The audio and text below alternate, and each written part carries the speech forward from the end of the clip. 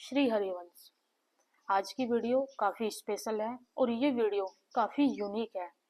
I think हमारी किशोरी जी, हमारी श्यामा जू जिस तक चाहेगी कि ये वीडियो उस भक्त तक पहुँचे, उस सखी तक पहुँचे, तो उसी तक ये पहुँचेगी।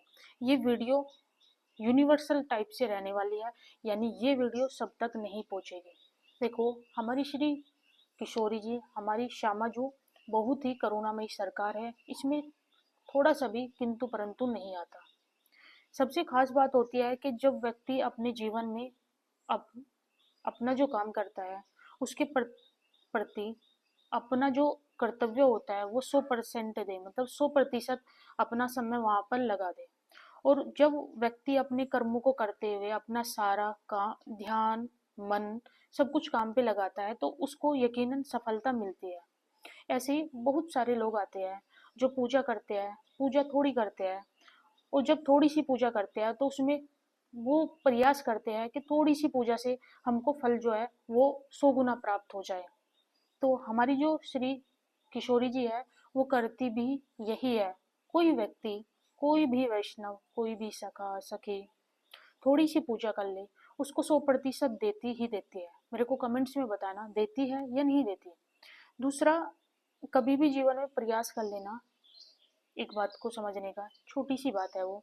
छोटी सी बात ये है कि हमारी जो श्री राधा रानी है, आप उनके सामने थोड़ा सा, बस थोड़ा सा अपना मन हल्का करके, अपना दिल हल्का करके आप उनसे कुछ भी मांगो।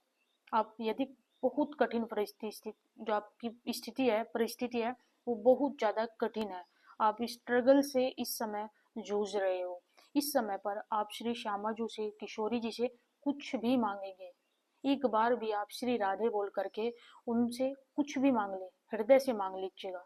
किशोरी जी समय नहीं लगाती, वही चीज आपको तुरंत प्रोवाइड कर देती है।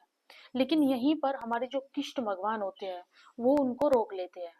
कृष्ण भगवान क्यों रोकते हैं? देखो, जो श्री राधा रानी है वो है दयालु, वो करुणामयी सरकार है। वह कभी भी विचार नहीं रखती कि ये व्यक्ति सामने से कितना पापी है, आदमी है, अधम है, नहीं फर्क पड़ता किशोरी जी को। ठाकुर जी कहते हैं ऐसे तो ये कृपा करती चली जाएगी और सबका उद्धार हो जाएगा। इसलिए जिसको अपने पापों का दंड मिलना है, जिसको हिसाब करना है, अब ऐसे तो किशोरी जी का नाम पुकारे और किशोरी जी कृपा कर दे, और होता भी यही है भाई। तो हमारे जो श्याम सुंदर होते हैं वो बैठे होते हैं इस चीज के लिए, वो उनको रोकते हैं, कंट्रोल करते हैं कि थोड़ा इसको टाइम दो, जो इसने कर्म किया है उसका थोड़ा भुगतान करे, और संग में ये थोड़ा नाम जाप जो भी है वो करे, सेवा करे। देखो, एक बात आती है यहाँ पे, मैं एक बात को रिलेट करना चाहूंगी। बात ये है कि बहुत सारे भक्तों का कमेंट्स आता है कि प्रारब्ध क्या होता है। खास बात और मुख्य बात ये है इसमें कि जो प्रारब्ध होता है, बताया जाता है प्रारब्ध को कोई नहीं काट सकता। मान लो पिछले जन्म में कोई ऐसी बात हो गई, कोई ऐसा कर्म बन गया जो आप इस जन्म में क्या उसको पूरा कर सकते हो? इस जन्म में कैसे पूरा कर सकते हो? मान लो कोई पाप हो गया पिछले जन्म में और वो प्रारब्ध के रूप में अब आपको झेलना पड़ेगा, तो क्या अभी इस जन्म में उसको आप काट सकते हो? मान लीजिए कोई पाप हो गया पिछले जन्म में आपसे, इस जन्म में काट सकते हो क्या? नहीं काट सकते। मान लो जो कल का आपका दिन गया उसको वापस ला सकते हो? जब हम, जो पिछला दिन गया है, हम उसको वापस नहीं ला सकते, कल का दिन वापस नहीं ला सकते आज, तो हम पिछले जन्म का जो पाप कर्म किया है उसको कैसे कंप्लीट कर सकते हैं? तो शास्त्र कहते हैं, गुरुजन कहते हैं, संत जन कहते हैं, खास मैसेज श्री जी का आपके लिए यही है, सबसे खास, सबसे ज्यादा स्पेशल, कि हम पिछले जन्म में जो भी बुरा कर्म किया, जो भी गलती हो गई, जो भी त्रुटि हो गई, वैसे तो उसको, उसका जो हर्जाना है वो पूरा करना ही होता है, मतलब आपको भुगतान करना होगा। आपके कर्म बिगड़ेंगे, आपके, आपको कैसे भी उसका भुगतान करना हो, लेकिन आप करोगे ही करोगे, क्योंकि इसको कंप्लीट करना है। लेकिन यदि चाहते हो आपको बचना है तो उसके लिए है नाम जप। नाम जप जितना भी आप ज्यादा करते चले जाते हो, जितना अधिक आपका नाम होगा, जितना अधिक आपका श्री राधा मंत्र जाप होगा, उस एनर्जी से, उस मंत्र से आपका जो प्रारब्ध बना है, जो अब आपको झेलना है किसी कष्ट के रूप में या किसी आपदा के रूप में, या कोई बड़ी प्रॉब्लम आने वाली है, वो आपको झेलनी होगी, वो आप उसको काट सकते हैं। कैसे? नाम जाप करके। तो सबसे बड़ी पावर है नाम के अंदर। भगवान से बड़ा भगवान का नाम होता है। इसलिए पावर बताई है ईश्वर के नाम की।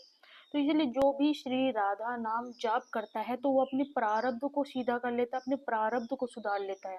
प्रारब्ध जितना अच्छा होगा उतना अच्छा आपका जीवन होगा। देखो, प्रारब्ध के बेस पर ही हमको ये तन मिला है, हमको ये घर मिला है, हमको ये हमारे माता पिता भाई बहन वो सारे किस पर डिपेंड है? हमारे कर्मों पर। जितना अच्छा कर्म उतने अच्छे हमारे लोग। ठीक है भाई, हमारी फैमिली उतनी अच्छी, हमारे रिश्तेदार उतने अच्छे, सब लोग हमको अच्छे अच्छे मिले, उसका रीजन इतना ही है कि आपका प्रारब्ध अच्छा है। तो किशोरी जी का आपके लिए यही हिंट्स है, आप नाम जाप करो और जितना हो सके, यदि मन कर रहा है तो करो जाप, और यदि मन नहीं कर रहा श्री राधा नाम जाप करने का, तो किशोरी जी के आपके लिए यही संदेश है कि जब मन ना करे, जब दिल ना करे, तब हमको नाम जाप अत्यधिक करना चाहिए। उसका मुख्य कारण यह होता है, जब हमारा मन होता है, जब हमारा दिल होता है, तब तो हम कर ही लेंगे, उसमें कौन सा बड़ी बात है। उसमें थोड़ी हमने कोई एफर्ट्स लगाया, कोई एफर्ट्स नहीं डाला। यदि मन नहीं है, दिल नहीं है, नहीं मन कर रहा नाम जाप करने का, उस समय आप नाम जाप करें, तो सही अर्थ में आपने वही नाम जाप किया है।